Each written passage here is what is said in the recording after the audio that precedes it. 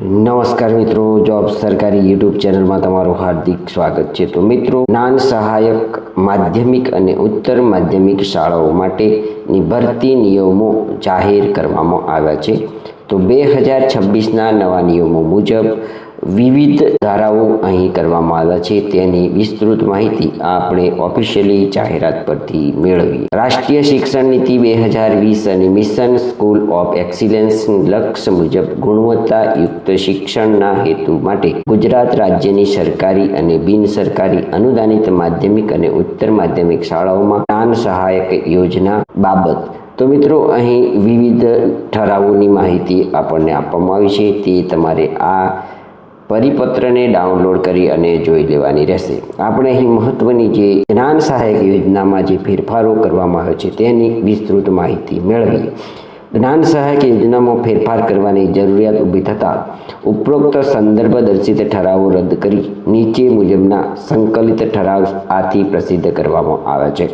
મિત્રો, અહીં યોજનાનું નામ આપવામાં આવ્યું છે તે જોઈએ તો આ યોજનાનું નામ રાષ્ટ્રીય શિક્ષણ નીતિ 2020 અને મિશન સ્કૂલ ઓફ એક્સિલન્સના લક્ષ્ય મુજબ ગુણવત્તાયુક્ત શિક્ષણ હેતુ માટે ગુજરાત સરકારની સરકારી માધ્યમિક અને ઉચ્ચતર માધ્યમિક શાળાઓ તથા બિન સરકારી અનુદાનિત માધ્યમિક અને ઉચ્ચતર માધ્યમિક શાળાઓમાં જ્ઞાન સહાયક યોજના રહેશે। યોજનાનું અમલીકરણ કયા અધિકારી કરાવશે તે જોઈએ તો આ યોજનાના અમલીકરણ અધિકારી તરીકે સમગ્ર શિક્ષા કચેરી ગાંધીનગર રહેશે। જ્ઞાન સહાયકોની સેવાકીય વિગતો નીચે મુજબ રહેશે। મિત્રો, અહીં શૈક્ષણિક લાયકાતની માહિતી આપવામાં આવી છે। તો પસંદગી કરવા માટેના ધારાધોરણો મુજબ શિક્ષણ વિભાગના વખતોવખતના ઠરાવો અને જોગવાઈઓથી નિયત થયેલી શૈક્ષણિક તેમજ વ્યવસાયિક લાયકાત ધરાવતા હોય તેવા ઉમેદવારોની નીચે મુજબને અગ્રતા આપવામાં આવશે।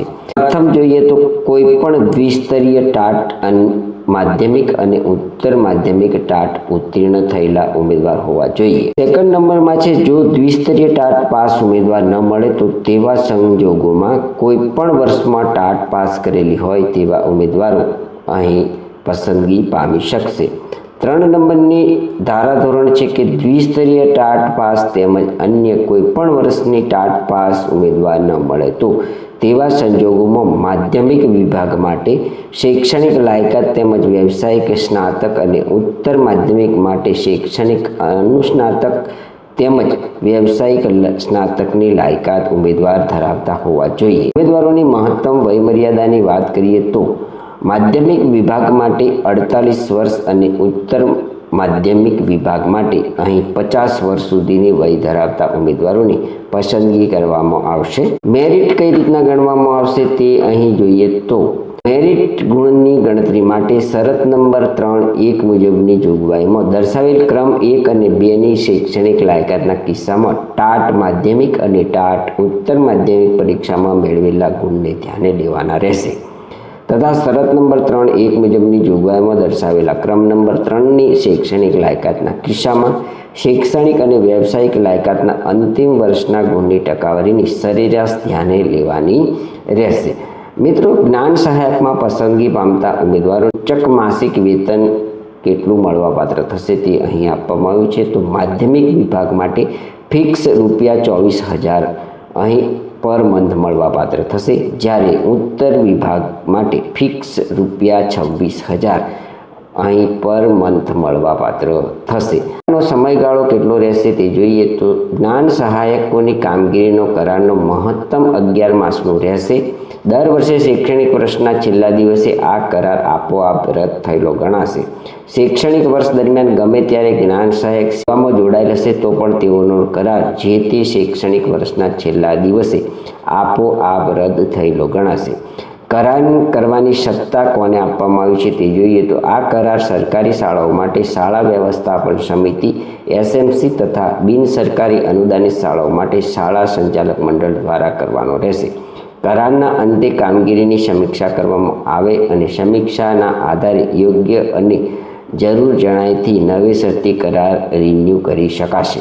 પસંદગી પામતા ઉમેદવારનો કામકાજનો સમય કેટલો રહેશે તો કરાર આધારિત જ્ઞાન સહાયકોએ શાળામાં કામકાજના દિવસો દરમિયાન શાળા તેમજ જરૂર જણાયે શાળા સમય તેમજ જરૂર જણાય શાળાના શૈક્ષણિક સમય ઉપરાંત વધારાના સમય શાળામાં રોકાઈને ઉપચારાત્મક શિક્ષણ, મૂલ્યાંકન, તાલીમ, હોમ લર્નિંગ સહિતની તમામ પ્રકારની શૈક્ષણિક અને સહશૈક્ષણિક વગેરે પ્રવૃત્તિઓ કરવાની રહેશે. માર્ગદર્શક સૂચનાઓ અને શરતો જોઈએ તો જ્ઞાન સહાયકની નિમણૂક માટેની જગ્યાઓ સરકારી અને બિનસરકારી અનુદાનિત માધ્યમિક અને ઉચ્ચતર માધ્યમિક શાળાઓમાં મંજૂર થયેલ મહેકમ સામે ખાલી જગ્યાઓ હોય અથવા 2 માસ કરતાં વધુ સમય માટે કોઈ શિક્ષક અગાઉની મંજૂર કરાવીને રજા ઉપર હોય તેવા કિસ્સામાં શાળાએ દર વર્ષે મોડામાં મોડા 15 એપ્રિલ સુધીમાં શાળાના આચાર્ય સંબંધિત જિલ્લા શિક્ષણ અધિકારીને ખાલી જગ્યાઓની માહિતી મોકલી આપવાની રહેશે.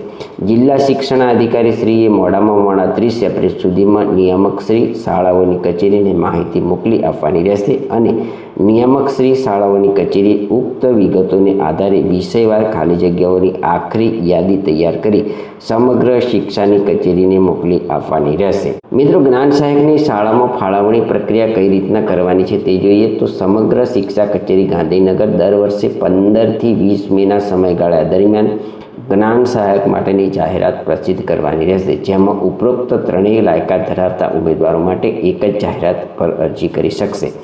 આ જાહેરાત સાથે રેફરન્સ માટે શાળાઓની ખાલી જગ્યાની યાદી પ્રસિદ્ધ કરવાની રહેશે. આ સમય મર્યાદા કોઈપણ સંજોગોમાં ચૂકાઈ ન જાય તેની જવાબદારી સ્ટેટ પ્રોજેક્ટ ડાયરેક્ટર શ્રી સમગ્ર શિક્ષાની રહેશે.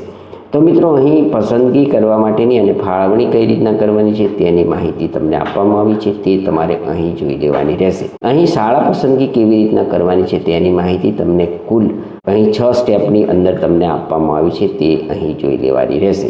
મિત્રો, જ્ઞાન સહાયકની કામગીરીની સમીક્ષા અને નવા કરાર કરવાની પ્રક્રિયા બાબતેની માહિતી મેળવીએ તો જ્ઞાન સહાયકોના સામાન્ય રીતે શૈક્ષણિક સત્રના અંત સુધીનો કરાર કરવાનો રહેશે. આ કરાર શાળા વ્યવસ્થાપન સમિતિ, શાળા સંચાલક મંડળ દ્વારા કરવાનો રહેશે. કરારના અંતે કામગીરીની સમીક્ષા કરવામાં આવશે. સમીક્ષા કરવા માટેની સમિતિની શાળા વ્યવસ્થાપન સમિતિ શાળા સંચાલક મંડળના સદસ્યો રહેશે.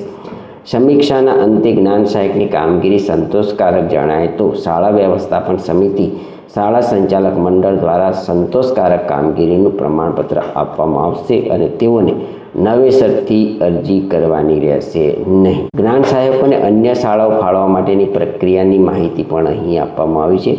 તો અહીં આ માહિતી પણ જ્ઞાન સહાયકોમાં લાયકાત ધરાવતા ઉમેદવારોએ યા તો આની માહિતી મેળવતા ઉમેદવારોએ અહીં મેળવી લેવાની રહેશે. માનદ વેતનમાં સમયાંતરે વધારો કરવા માટેની માહિતી જોઈએ તો આ યોજનાના 2 વર્ષ પૂર્ણ થયેથી ઉચ્ચક માનદ વેતનમાં વધારો કરવા માટે રાજ્ય સરકાર દ્વારા વિચારણા કરવામાં આવશે. સ્કૂલ ઓફ એક્સેલન્સના સમયગાળા સાથે જોડાણની માહિતી પણ અહીં આપવામાં આવી છે, તે તમારે અહીં જોઈ લેવાની રહેશે. તો મિત્રો, આ હતી રાષ્ટ્રીય શિક્ષણ નીતિ 2020 અને મિશન સ્કૂલ ઓફ એક્સિલન્સના લક્ષ્યો મુજબ ગુણવત્તાયુક્ત શિક્ષણના હેતુ માટે ગુજરાત રાજ્યની સરકારી અને બિનસરકારી અનુદાનિત માધ્યમિક અને ઉચ્ચતર માધ્યમિક શાળાઓ માટે જ્ઞાન સહાયક યોજના અંતર્ગત જે ભરતી કરવામાં આવનાર છે તેમાં નવા જે ફેરફારો કરવામાં આવ્યા છે તેની માહિતી આપતો વિડીયો. જો તમે જ્ઞાન સહાયક યોજનામાં અરજી કરવા માંગતા હોય અને તે પ્રમાણેની યોગ્ય લાયકાત ધરાવતા હોય તો આ પરિપત્રને ડાઉનલોડ કરી તેનો સંપૂર્ણ અભ્યાસ તમારે અહીં કરી લેવાનો રહેશે. જો તમને આ માહિતી આપતો વિડીયો પસંદ આવ્યો હોય તો તમે અમારી યુટ્યુબ ચેનલ જોબ સરકારીને જરૂરથી સબસ્ક્રાઈબ કરી શકો છો. ધન્યવાદ, આભાર.